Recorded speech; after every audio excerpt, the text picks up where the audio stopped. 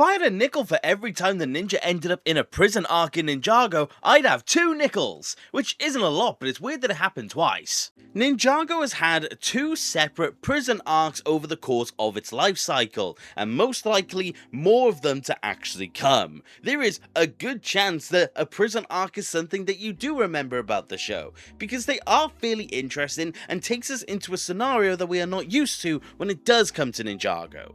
But with the existence of 2, it does make you wonder as to which one you do generally prefer. With the correlation and with the fact they are under the same premise and in show under the same roof, it does naturally make you compare and contrast the 2 to see which was executed better. And like anything with this show, that is one of the things I like to do best. So I thought for today's video we could go through the 2 prison arcs that we have had in the show and compare how they executed them, how the ninja actually ended up in there, does it truly make sense, how did they end up escaping, and is it actually just an enjoyable plot to actually see within those episodes. We're going to try and talk about the 2 as best as we can, and of course I would love to know which you prefer, but I do think comparing these 2 is fairly interesting. So let me not waste any more of your time and let's compare Ninjago's prison arcs. Now, in case you don't remember, the 2 prison arcs that we did get come from 2 separate ends of the show. The first one did come from Skybound. The ninja were imprisoned in Cryptarium for an episode and we got to see the antics take place. And then the other one came from Crystallized. The ninja went into Cryptarium prison for a few episodes and again we saw antics take place. Both of them had a similar vibe, both of them had a very similar-ish runtime, but still, that is only resemblances that we do actually have. Which brings us into the very first point of comparison. So we're going to talk about how they actually ended up in this situation to begin with. This is certainly a big aspect of it, because if a plot doesn't make sense to begin with, you don't really have a plot at all. Starting off with Skybound, we found that the ninja were imprisoned because Narukon decided to impersonate them and actually commit crimes as their own faces. Now, on its own, and if you think about it without much context, you would think that it is fine, but the more you think about it, the more you realize that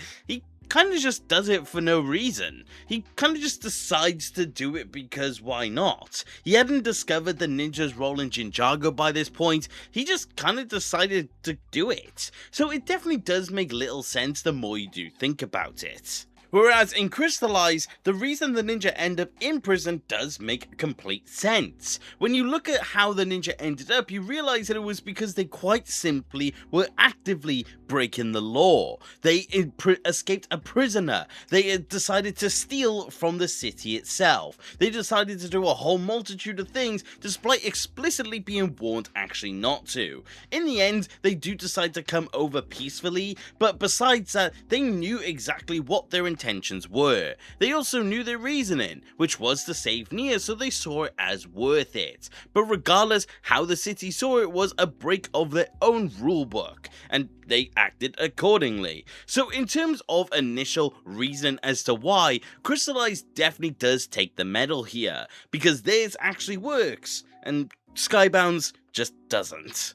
That does bring us through to the second category to compare them off of, which is how the ninja actually did escape this arc. It feels like I'm very much going to the end of the cycle here, but it's because the other 2 categories that I do have is something that kind of just exists without the actual plot timeline itself. So, in terms of escape, I do really like what Skybound did. It's cool to see how the ninja do utilize their different powers as the means to actually get through Cryptarium prison. Seeing how Nia utilizes water to speed up their escape, or Kai using fire to melt the bars, or seeing every single ninja actually just contribute their own elemental ability to actually create a tunnel. I think these are some genuinely creative case uses, and even beyond that with stuff like Cole's ghost powers, so I think that is a fairly enjoyable one to actually see. I think it's cool, takes advantage of the environment, and really does demonstrate how the ninja's powers could be used for bad if they did so deem it, but luckily they are ultimately on the side of the city itself. Whereas Crystallize's escape arc doesn't really work in my opinion. I think it's just a little too convenient and relies a lot less on the ninja themselves. We get to see the ninja being transported, and during that time Dareth distracts the prison bus itself in a disguise, and Nia drops down with her Samurai X suit and takes the ninja away from there. Now, on its own, I don't think there's anything overly inherent with this that is actually bad, but I do think it kind of just nullifies the ninja to an extent. Like I said, in the Skybound escape, we get to see them utilize their elemental abilities as a means to get around, whereas in this one, they're kind of just along for the ride. And in the case of Crystallize, which is something I'm going to talk about in a minute, it's not even like they had Venge Stone on them.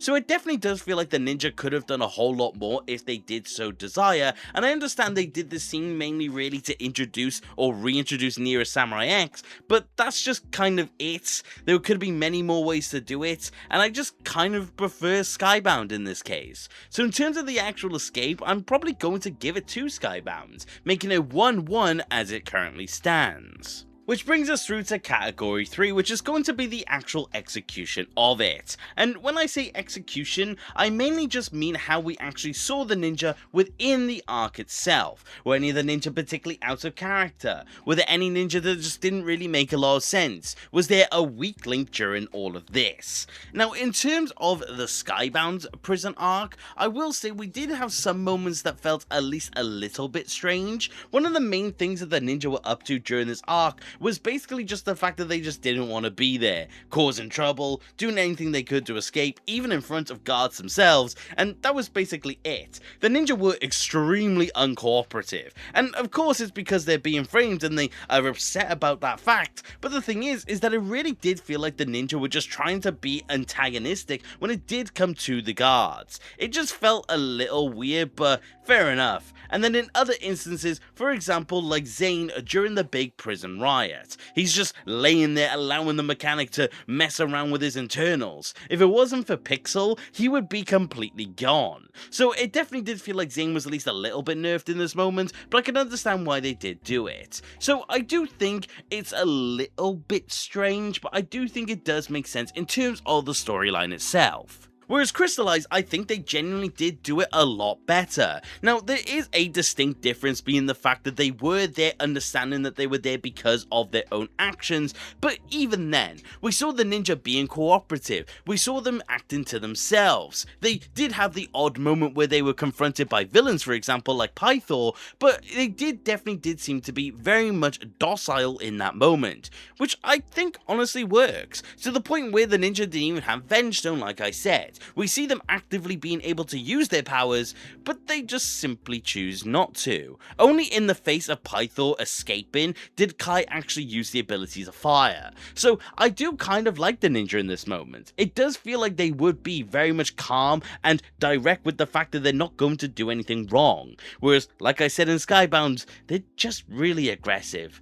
But context matters, and I do think that is why it does make sense either way. So I honestly am inclined to give both of them points in context of their own situations, which means the final category is going to be the decider. And that is going to be the case of overall enjoyability, which is completely subjective, but honestly does feel fitting, because this is ultimately your own opinion. But in terms of enjoyability, I ultimately mean, how much fun is it actually to watch the plot itself? Is it something that actively contributes, is a good time, something that you would want to rewatch? Starting off with Skybound, I could honestly argue that it's fairly enjoyable. I like seeing the ninja actually be aggressive, getting into prison fights, doing what they can to actually get their way out. I think it's honestly some good stuff, and I like the interactions with older villains, and the likes of Soto specifically. So I do think there definitely is that air of fun. I think honestly, just pretty well executed,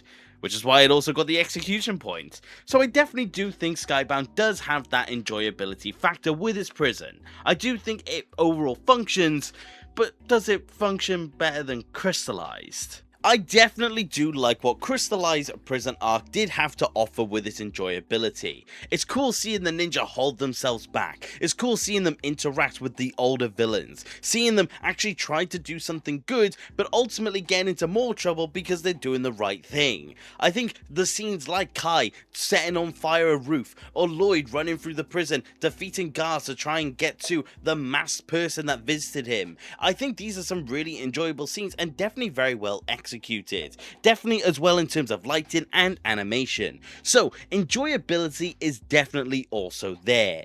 Also, Zane drinks oil, something that's just very memorable for me, which means we've got a case of two arcs that are very much fun to watch. So this definitely does show that it could honestly go either way, but in my opinion, there is an overall winner when it does come to a prison arc comparison piece.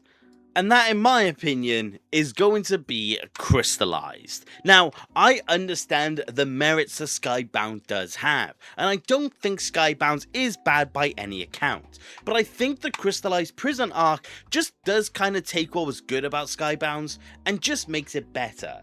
The thing is that I don't have a complaint about Crystallized's prison arc, whereas I don't like the beginning of Skybound, so it does make sense. I like how the ninja interact with the guards, I like how the ninja interact with old villains in Crystallized, I like how they purposefully break the rules knowing that it's a bad thing for them, but they are just simply doing what is right. I like how the ninja truly feel in character and actually do things that does overall make sense. Like I said, I do prefer Skybound's overall escape in comparison to Crystallized, but Crystallized one is not bad by any account. It's just I prefer the use of elemental powers, but I do just think that Crystallized had something fantastic to offer when it did come to its prison, which is not something that Crystallized typically gets praised for.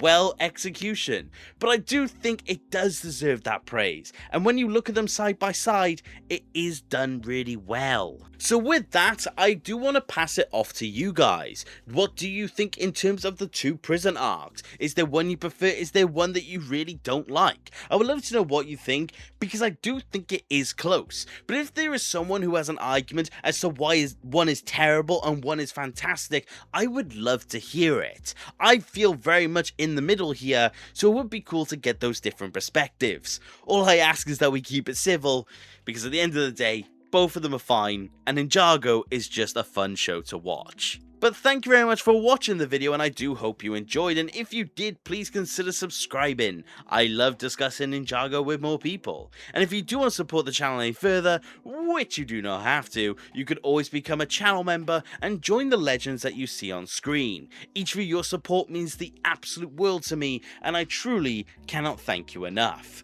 But like I said, that's about it for today, and take care. Okay,